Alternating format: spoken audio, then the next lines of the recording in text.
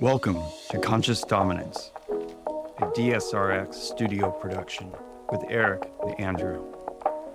In our weekly conversations, we explore how we approach our committed relationships as a powerful catalyst for mindful leadership and inner dominance.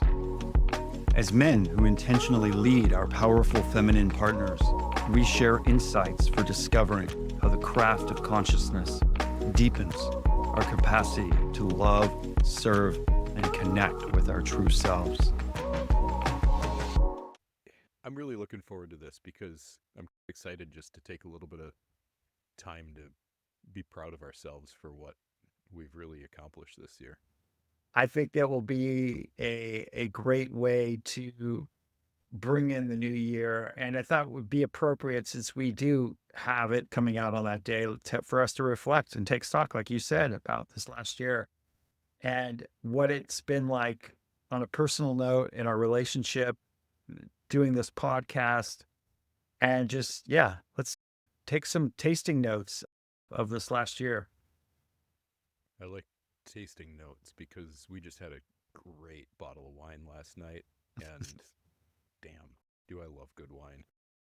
I don't, we don't drink wine very much anymore because we decided at a certain point, actually this was a this year thing, I don't want to drink shitty wine anymore. I will drink way less frequently and only drink really good wine, like wine stuff that I love. And I will buy one $60 bottle of wine instead of four $15 bottles of wine. I'm agreeing with you on that front. Like, I'd rather have an amazing painting, one, than four okay paintings. One amazing woman rather than four. Right before we hit record here, I started telling a story and I stopped myself because I said, I want to tell this as a part of this biggest thing in my life this year was I became homeless, like intentionally homeless. We moved out of our house in October and moved into this 35-foot fifth wheel and started living a completely nomadic life. And as a part of that, what I was telling you is we have very limited space here. And my wardrobe was already getting aged out. Some of the shirts that I had been worn to the end of how long I want to wear them out in public. So I cleaned out my closet when we moved. And when I moved in here, everything that I had, like all of my clothes, would fit into a carry-on size suitcase. That was what I moved into this camper with. And now I've been refreshing my wardrobe little by little. And it's really fun to take almost a fresh start at everything in your closet and put together like your wardrobe, your clothes, like even just one of my basic fundamentals is the like a nice black V-neck t-shirt.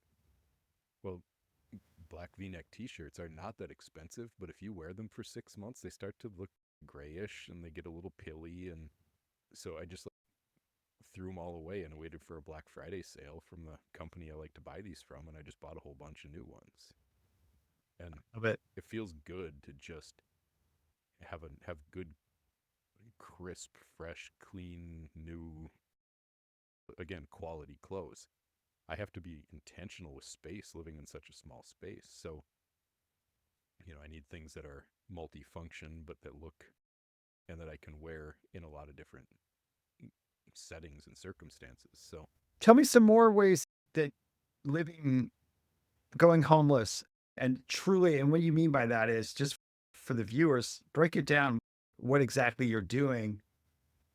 And for those people who maybe this is the first time, what are you doing? And tell me some other ways that's impacted you or really shifted your life in a big way, on a way that maybe is unexpected.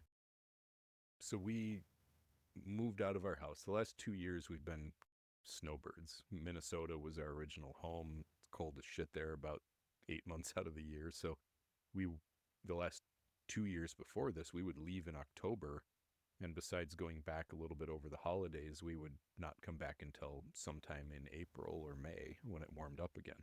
Ditch our house, keep some basics so we can furnish or start out again someday when we decide to settle down. We put in storage, and then we moved into this camper, and we've been living in it. We're living in it full time now. We don't have a home base other than this wherever we go.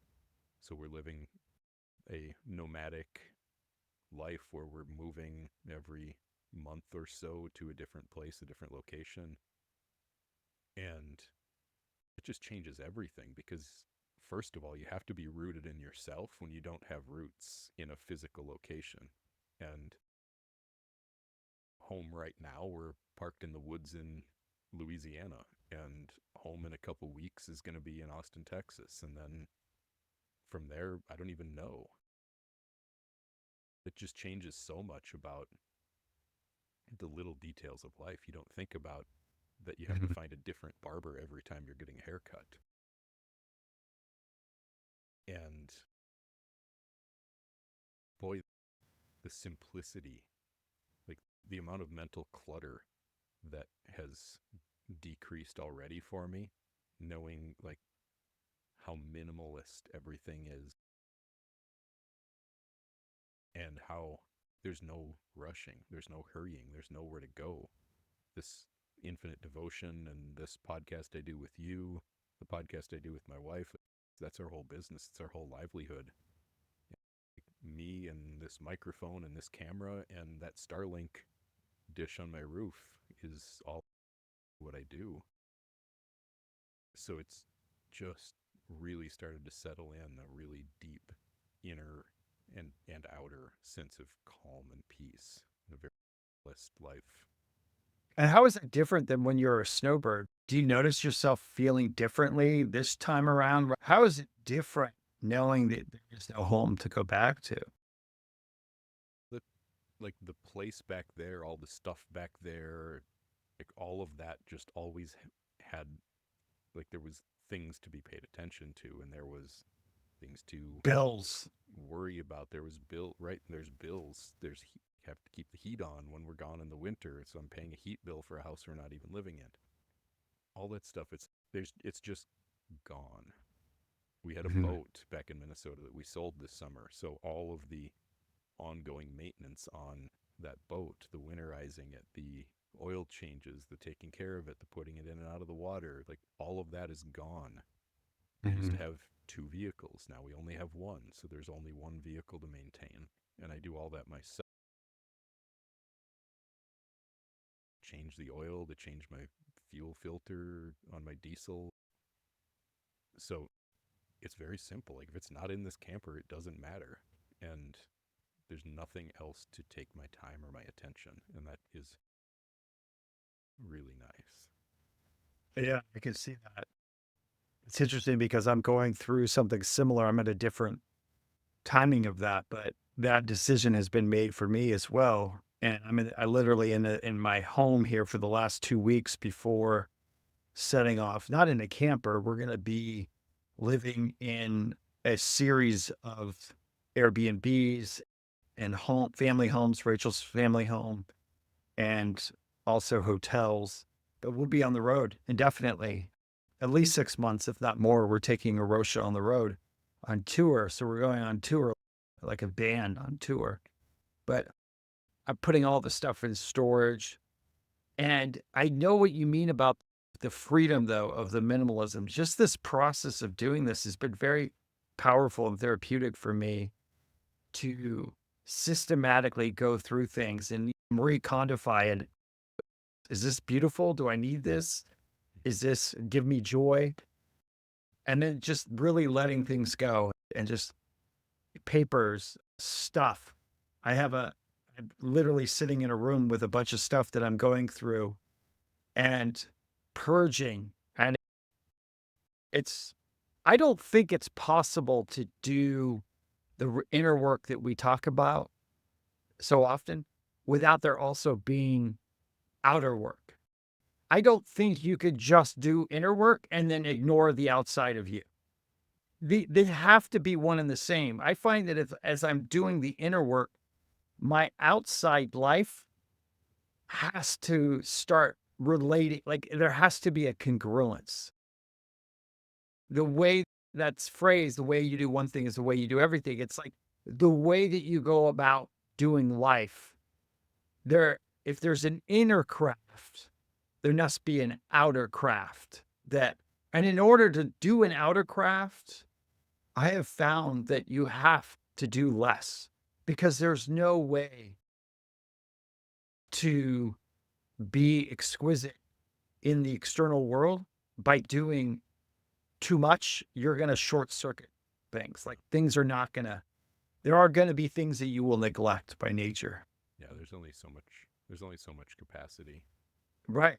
And so Mhm. that's been one of the biggest things is to let go. And that every item that we own, every affiliation, every website, every membership, every item of clothing, every work related thing, all of it are tendrils that we have out there. And the more that you can step up and just have the tendrils that we are intentional with, goddamn excuse my language, is that powerful. No, And I think that's what you're reflecting on as well. yeah, it's peacefulness, right? My days 4 or 5 years ago when I owned an insurance agency and I had a half dozen employees and I had a company with $10 million a year in revenue that I was running and all of the stuff that went along with it. Like my days were packed full and it felt so damn overwhelming to even think about taking some time for myself, much to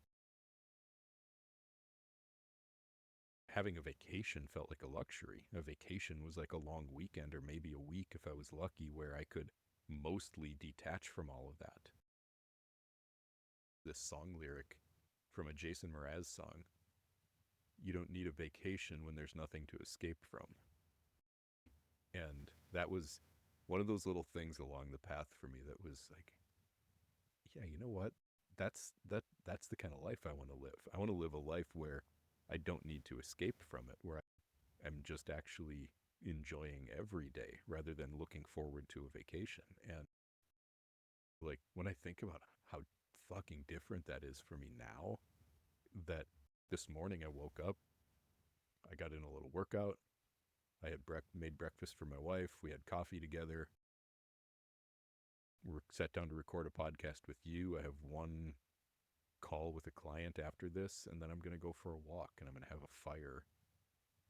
I would like sit by a campfire for a while, and that's my whole Friday, and that is a normal day that I get to live now. Right. So now when I want to take action on something, I have the capacity, I have the space. One of the things I would love to do here in this conversation, in this episode, is I'm proud of myself for that. I'm proud of myself for creating a life that I don't need to escape from, that I can literally just enjoy every single day. What are you proud of yourself for that you've created? For me, Yeah. I think I'm proud of myself for this year. Truly, we talked about this in the last episode that we just recorded, but that I've created a safe space in my inside. I'm proud of what's happening inside of me. I'm proud that when I'm by myself for the first time in my life, and it's truly was born this year, I am a safe space for myself. Like I know how to nurture myself at peace in myself. There is no hum. There are times when the hum will come out there, the demons will come and they're like, but the baseline, like the water and it levels out, that's actually a good spot for me. And that's the first time that I've ever had that. And I'm proud of it. I feel good about that. Still figuring out how to have that translate in the outside world and everyone else around me. It's getting better. Everything's getting better. But that process that's another thing. But you asked what I was proud about. I'm proud about that. I'm proud of you for it. That's the hardest step to take in this work. I remember saying this to you when earlier on when we met a couple years ago, like the hardest step to take is the first one because it's the step out of the unconscious into the conscious that's the hardest one to take.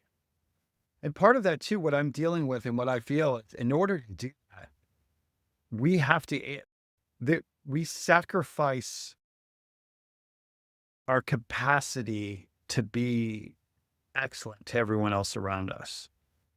We have to take time that for ourselves and things by nature, by that definition, if we're working on ourselves and prioritizing ourselves, we're not able to other things. And I'm proud of myself for doing that. I'm proud of myself for prioritizing myself and my care and really doing the work. And I can't go backwards and not going backwards. And I'm proud of myself for getting rid of habits, numbing habits, and distracting habits, like truly got rid of them. And that's the other thing. But they go hand in hand. Yeah. So I don't think it's possible for me to have gotten where I've gotten if at first I did not get rid of the numbing habits. I had to get rid of those so as to feel the things, so as to actually deal with the things that I needed to deal with to feel good in myself. But that's another way of looking at that lyric I shared a little bit ago. You don't need a vacation when there's nothing to escape from. You don't need to numb yourself out when there's nothing to numb yourself out from. That's a good point. That's a really good point. I don't need to numb myself out. And now what? If I don't need to go out there and prove myself, well, what's the fire? What's the point? And I do feel like it's natural. And they say this is true, but it's true for me. Is I want to share this. I want to give. I want to serve. Like people have given to me and helped me. I want to help other people feel what I feel. Yeah. Another thing I just thought of, there are so many little quotes and statements and like these little just quips that somehow land so deeply for us in the way that I think we receive things as human beings. Do you have any of those like little quotes, statements, things, song lyrics, things you've heard this year that come up as something that really impacted you this year? You credit this one. You have to earn it.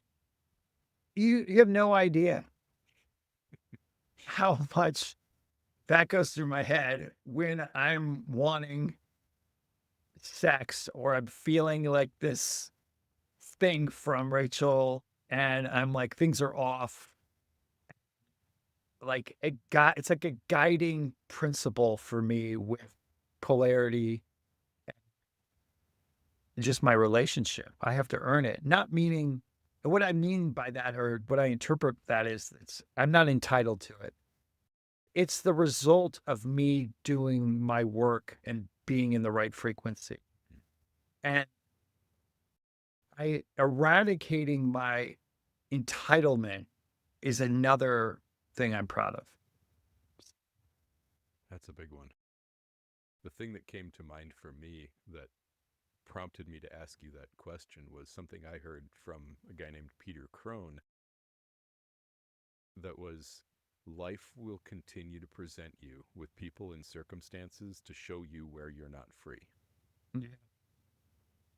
That one for me and for Dawn both, that one has really helped us make it clear that all of these things that we feel where like it's not the way that I want it to be, it's that the external circumstances aren't okay. It's showing me that I'm not okay. So if I am free, if I'm okay in all circumstances, then I have nothing to lose. And that's a big one that has been so impactful for us this year, in large part because in our relationship, a big part of what this year has been really focusing on Dawn. Another thing that I've said for a long time is that we as the men, we have to go first. we need to lead her, and we can't lead her from a place that we aren't already somehow ahead of her on, not better than, but just have already worked through some of our own stuff so we can help guide her through some of hers. Yeah, no, it's really true. We've got to be able to hold her in that space. I think you ask these questions in kind of reflection. I'm going to, I would like to speak about if there was a theme for this year for me, or like a thesis that's evolving out of this year that maybe wasn't there prior. Mm-hmm. I would love to ask of you. I have one very specific one in mind that I want to speak to, but before I speak about mine, I would love to hear from you. Is there a thesis or a theme that maybe was humming in the background before and you thought of it potentiality or something that was, yeah, that seems important, but then all of a sudden went boom, that's really locked in, like you know that that's that is true in a way. Mm-hmm. That's wrong. I would say I haven't put it together in these words yet, so I'm going to see how this comes out. But that in our relationship between Dawn and I, what I'm trying to lead us to is freedom, but not freedom from each other, freedom with each other, and freedom through each other. And this year has really been a process of us coming fully into ourselves.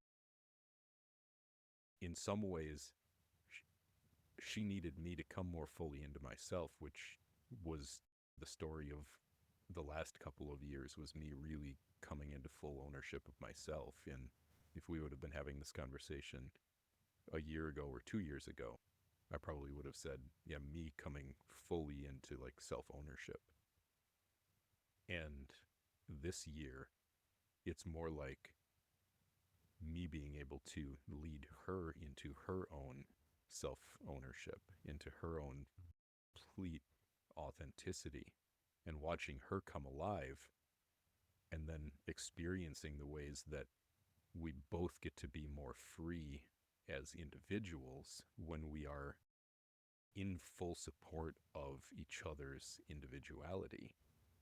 And that's why I say like freedom with each other, so we can be in union, fully connected, fully and permanently committed to each other, and also be fully free to be all of who we are. And that's been the thesis of, and the story of this year has been, I've just focused on my woman and on giving to her and supporting her and cheerleading her and building her up, patting her on the back and pointing her in directions where she can go experience herself, and watching her come alive more and more throughout this year. That has been 2024 for us in our relationship. Beautiful. It's beautiful. It's interesting.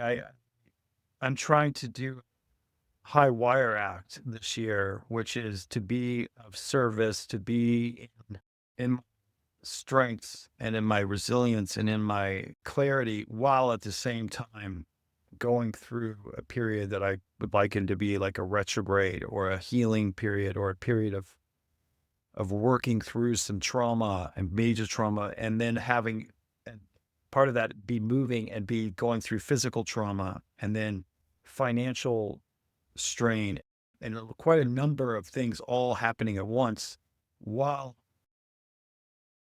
doing the work. And I am proving the thesis that I'm having is you cannot do it all.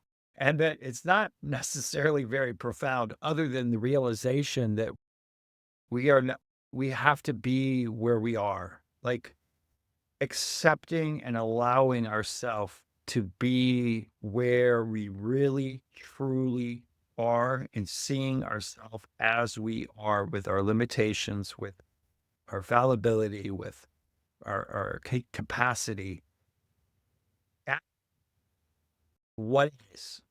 That is thesis for me, a spiritual thesis, like a profound, deep, deep. It's way deeper than we realize. It's so simple and so basic, but it's so important. And I want to speak about an example of that would be I have been injured and my body is getting smaller and I used to love working out and love strength training and lifting weights.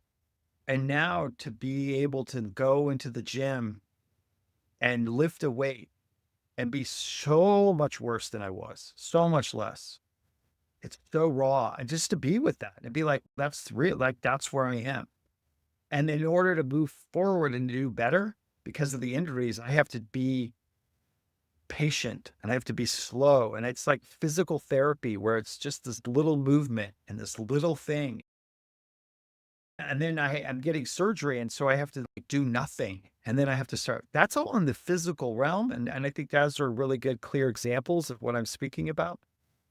But it also is true in the emotional realm. And it's also true in the relationship realm. And it's also true in the financial realm. And it's true everywhere that we have to be where we are. And that if we're going to do work that's healing work or that's emotional or that's in this frequency, our capacity to hold and care for and deal with other things that are also like new things are going to be limited because whenever we do something new, that in and of itself is asking us to be in a vulnerable place. And if you have too many, what I call stacking, like if you stack too much vulnerability, you collapse. It's like a building. It has to have somewhere, has to have the integrity.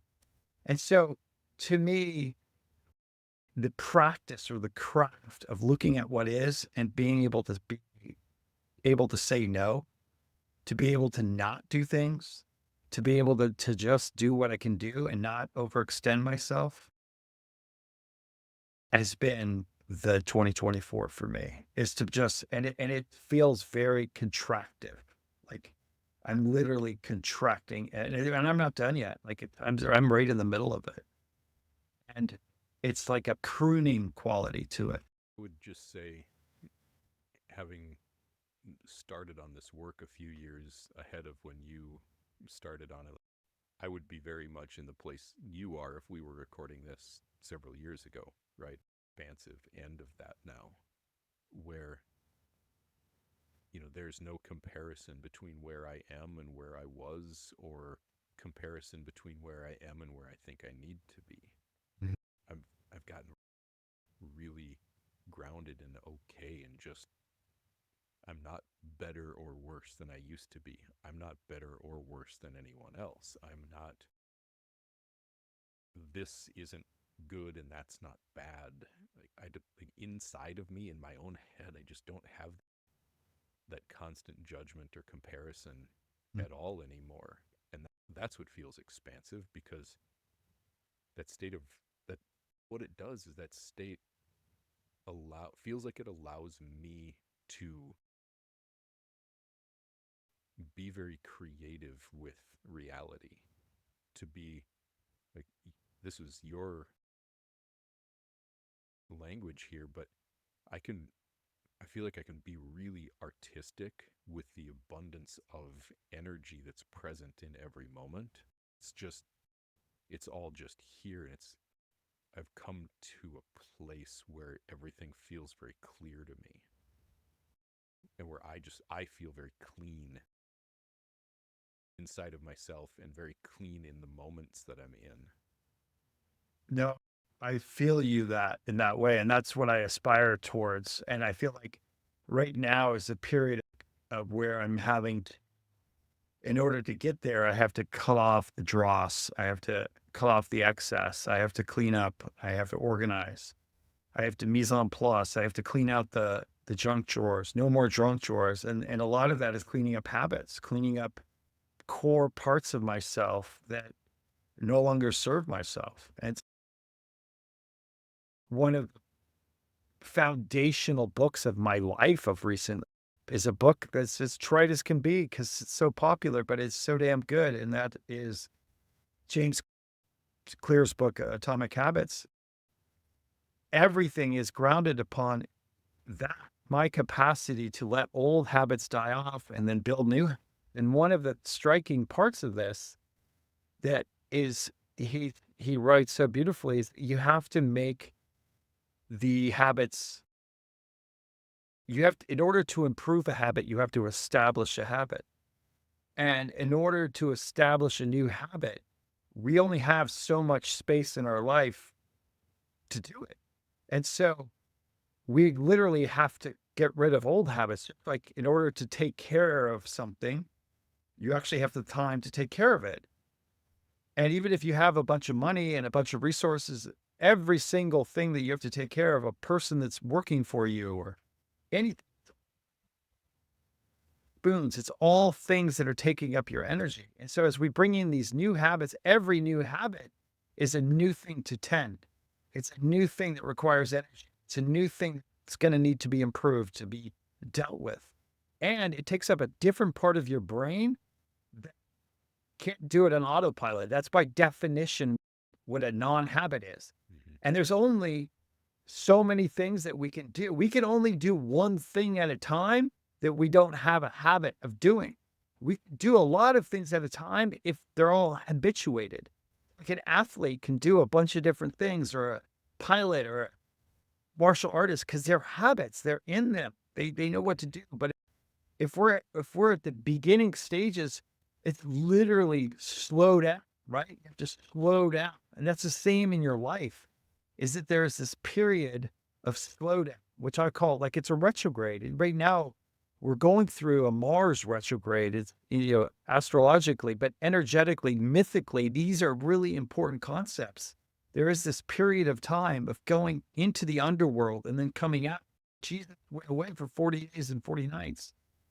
In order to come out and do the work that he needed to do, you have to go through, or Saul becomes Paul by being blinded. Like there is some sort of thing that often is a painful thing or a tragic thing or a death thing or something that happens. And then rebirth from that. And there's this wonderful book that I've spoken before, Jude Rohr, who speaks about falling upward, that in order to get into the second stage, which is what you're speaking about of life, or the third mountain, or whatever you want to call it, you have to fall down and then to go up.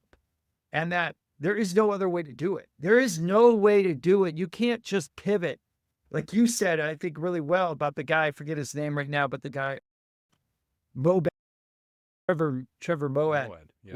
Moad, when he said, if you're so far over here and you need to go so far over here, long distance. So that distance that you're traveling to go over there has to go through a period of contraction, through a period of slowdown, through a period of depth, through these periods. And if we don't allow for that, and that by definition, if we don't allow for it, it won't happen well.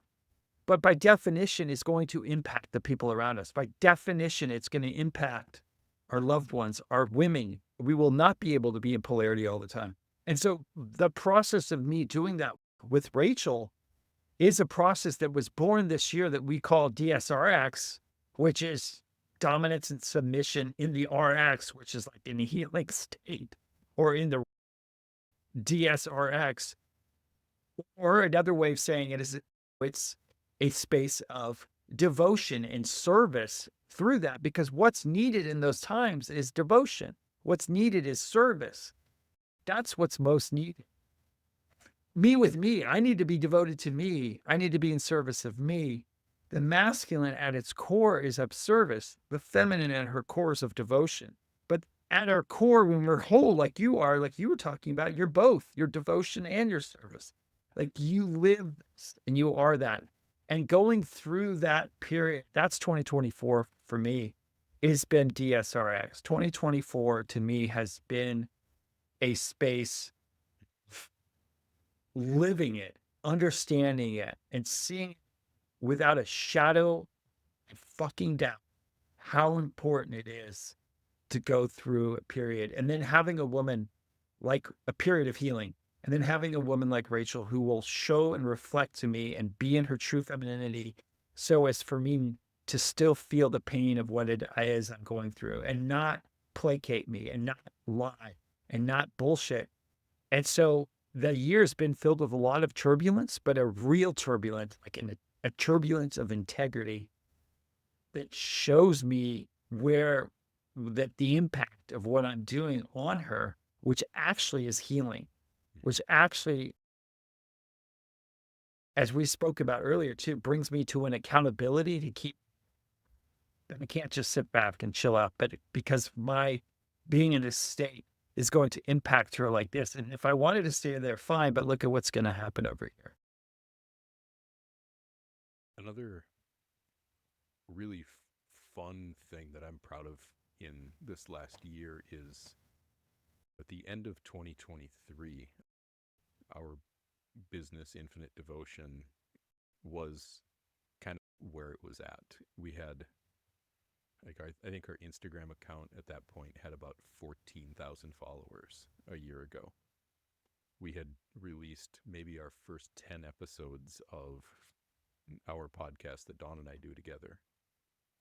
And we were almost exclusively, like our business is almost exclusively a coaching business.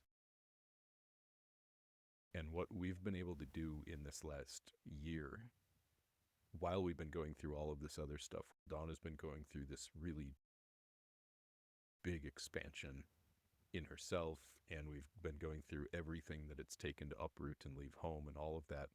We also completely redid and rebuilt Infinite Devotion to the point where our Instagram account has grown by almost 30,000 followers in the last year. What are you at now? Like 50? It's almost 45. We put out an episode of our podcast every single week, all year long, without a single week off, without a single break. And released 3 pre-recorded courses. And like we've completely shifted our business. Our whole business now is mostly these courses that we've built for people to work through on their own. And coaching is now a very minimal part of our business. I do a lot less of it, which means I have a lot more freedom of my time. And looking forward into 2025, one of the things I'm really excited about, a couple of things related to what we do is, first of all, we're in a place now where we get to start building more community out of our followers. And we're going to create a space where our followers and the people who listen to our podcast can really come together and build some community among people who care about having these deeply devoted, intimate kind of power exchange relationships. Like in a place where we have the capability to bring people together and create community is pretty damn cool. And the other thing that I'm really excited about is so much of everything we've done in our business in the first 3 or so years of doing this has been really driven by me seeing a path, seeing what we should do and how we should do it, and then making it happen and going there. And then this community that you're going to be building in 2025, is that in the virtual world or is that in the IRL? Are you looking to? Good question. Probably some of both. It'll definitely be virtual. We're going to have, I'm waiting on some software to work with our website right now, but we're going to build an online community for people. But then we've also had a lot of people asking us to do some sort of gathering, retreat, getaway of some kind.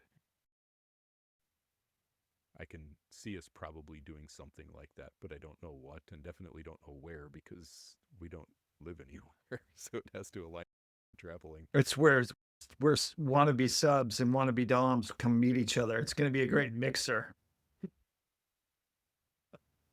Oh, that sounds like it would be a bad idea. Sausage festival.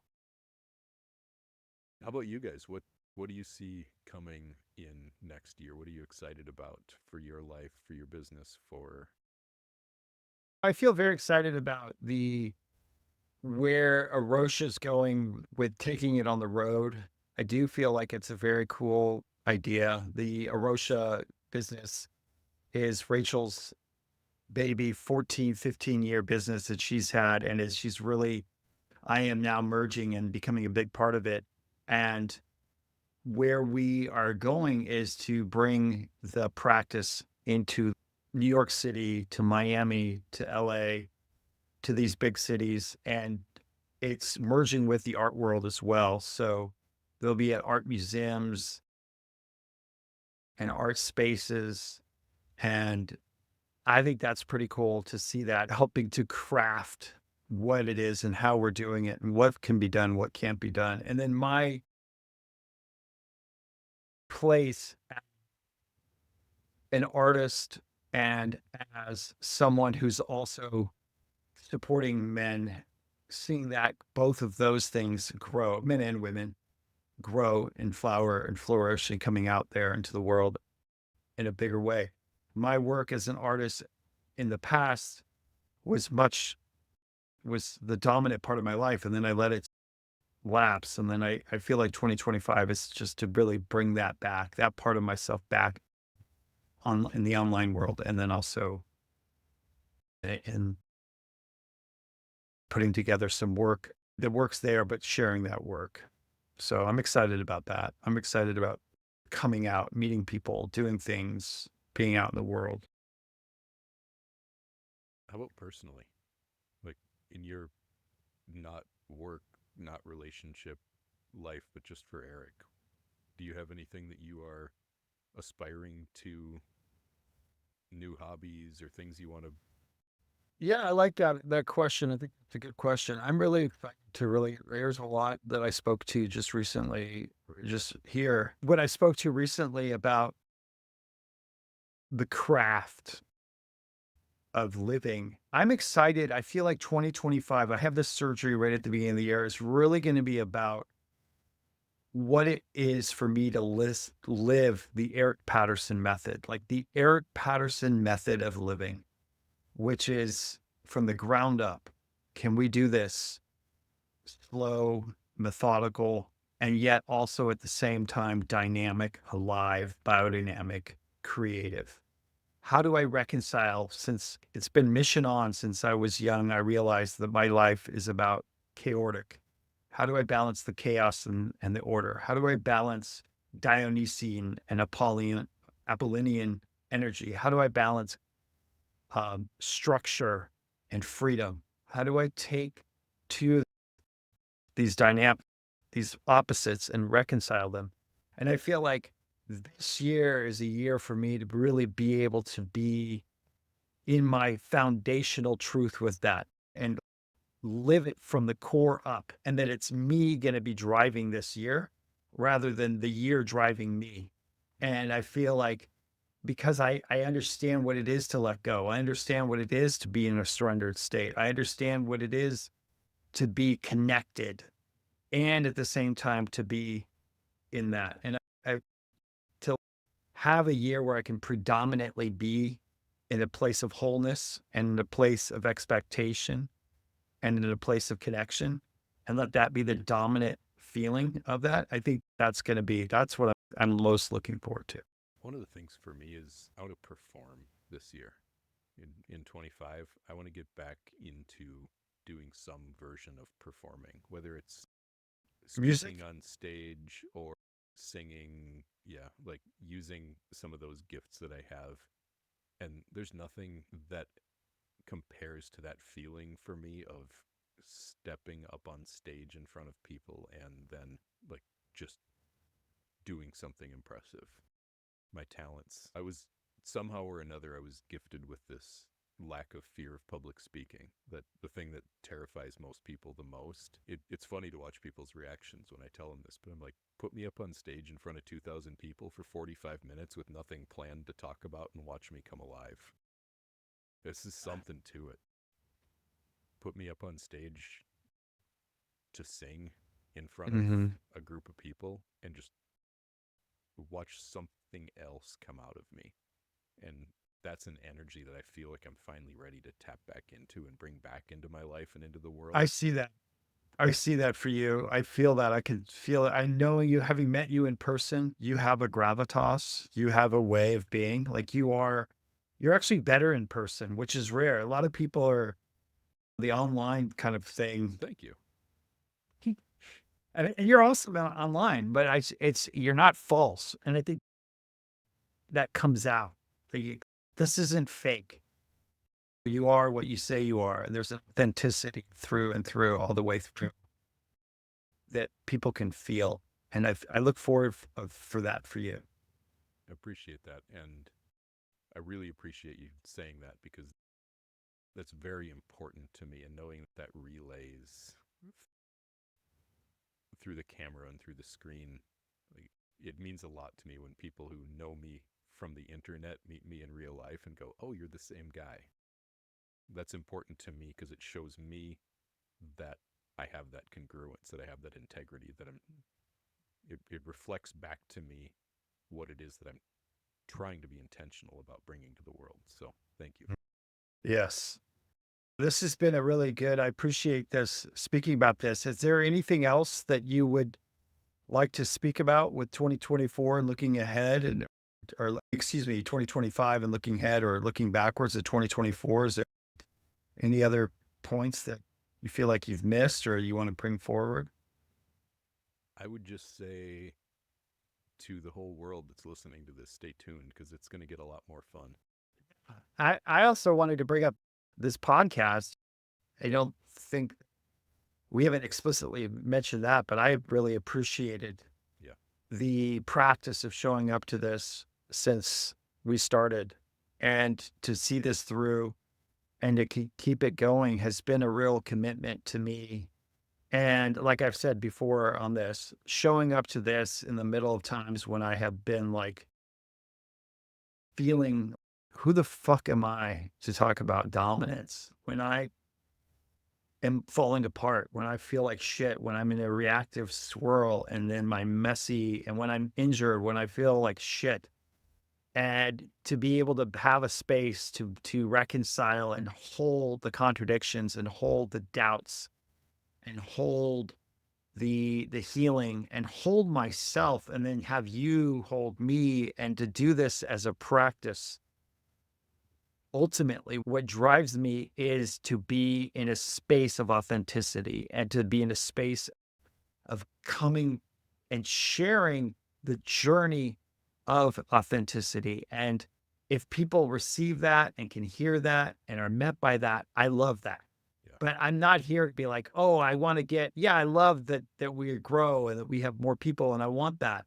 But ultimately, what drives me is to have a place of accountability for my authenticity. And I appreciate that more than anything.